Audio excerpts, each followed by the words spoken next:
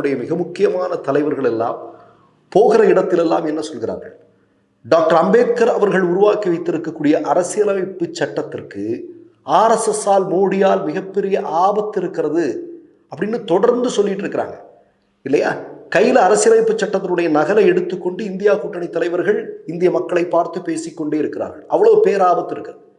அப்போ அரசியலமைப்பு சட்டத்திற்கு மிகப்பெரிய ஆபத்தை விளைவித்துக் கொண்டிருக்கக்கூடிய ஆர்எஸ்எஸ் பற்றி, மோடியை பற்றி, பாஜகவை பற்றி அம்பேத்கருடைய நினைவு நாளில் விஜய் ஏதாவது ஒரு விஷயத்தை பேசுவார் அப்படின்னு பார்த்தா எங்கேயுமே அது இல்லை. சரி, இப்போ விஜய் பேசின விஷயத்துக்கு வருவோம்.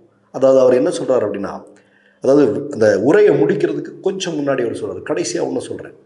அதாவது என்ன அப்படின்னா, திருமாவளவன் அவர்கள் இந்த நிகழ்வில் கலந்துக்கலனாலும் கூட அவருடைய மனம் இங்கே தான் இருக்கு, அவர் நம்ம கூட தான் இருக்கிறார் அப்படிங்கிற மாதிரியான ஒரு செய்தியை அவர் சொல்றார்.